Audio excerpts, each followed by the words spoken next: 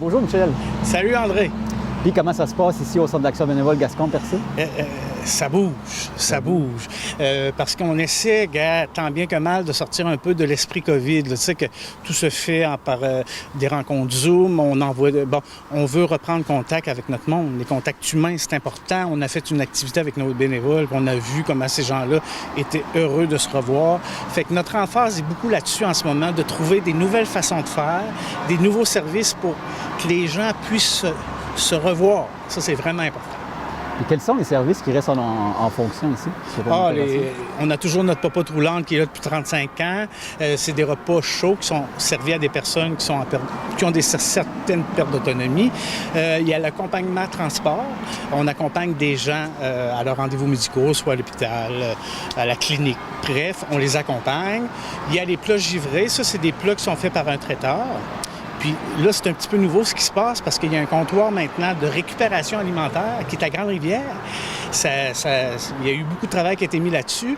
C'est des gens qui vont chercher de la nourriture dans les épiceries. Eux, on appelle ça comme les invendables. Pas parce qu'ils sont pas bons, parce que, exemple, un piment incroche. Ils ne peuvent pas mettre ça dans leur comptoir d'épicerie, fait qu'ils le donnent à cet organisme-là. Et nous, on va chercher nos denrées un peu là, puis on va se servir aussi de ces denrées-là pour continuer de faire nos plats givrés. C'est des plats qui sont gelés, qu'on vend soit aux personnes en perte d'autonomie ou à des proches aidants qui peuvent donner ce repas-là à leurs personnes malades pour avoir un certain répit.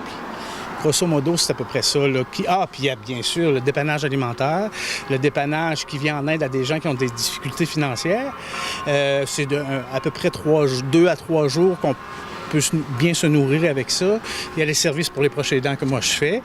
Bien sûr, le client, pour moi, c'est le proche aidant pour moi. Je le soutiens, je l'informe. On essaie de voir avec lui comment on peut améliorer sa situation. Il y a aussi notre travailleuse de milieu, Cindy Langlois, qui est là pour accompagner les personnes âgées, soit dans des démarches, remplir des papiers, négocier des contrats, peu importe. Elle est là pour les besoins des personnes aînées. Puis des fois, pour faciliter aussi l'accès avec les services de santé, hôpital, CLSC et compagnie. Fait que voilà, c'est un peu ça là, à ce niveau. Là, il y a un service que vous avez dû arrêter, c'est le comptoir vestimentaire. Oui, il est encore ouvert, mais malheureusement, on doit le fermer le 30 novembre. Puis je peux vous dire que nous aussi, on est en deuil de ça parce que c'est là depuis le début. C'était le fondement du Centre d'action bénévole.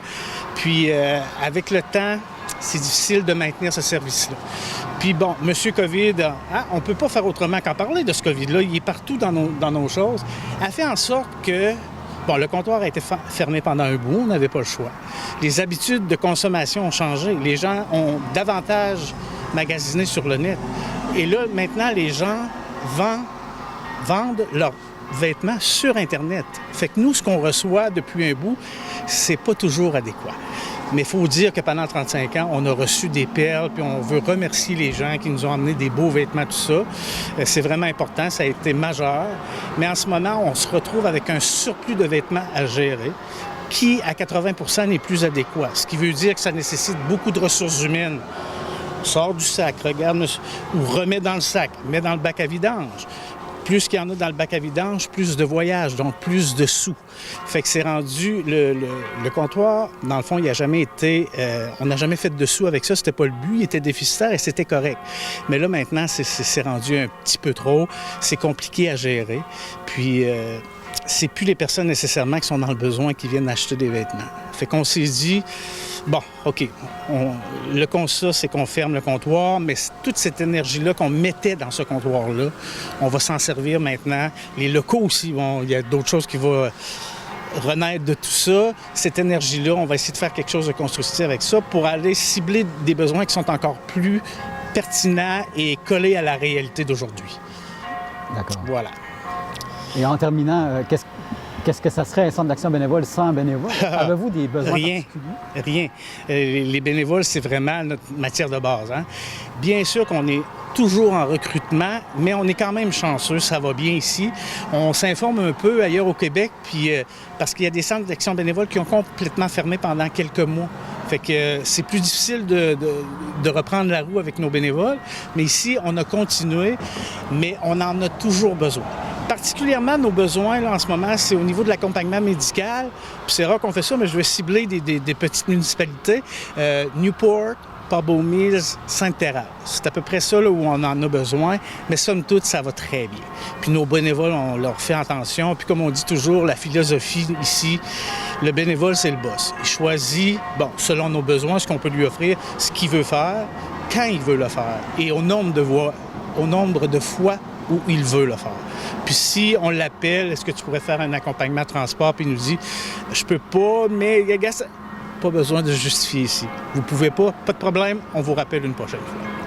Puis l'avantage de faire partie du Centre d'action bénévole comme bénévole, bien, des fois, on offre on a des activités récréatives, de formation. Tu sais, des gens qui sont seuls, des nouveaux arrivants.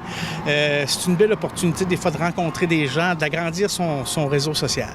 Fait que, voilà, on les remercie. Ils sont importants et sans eux, on ne serait pas là.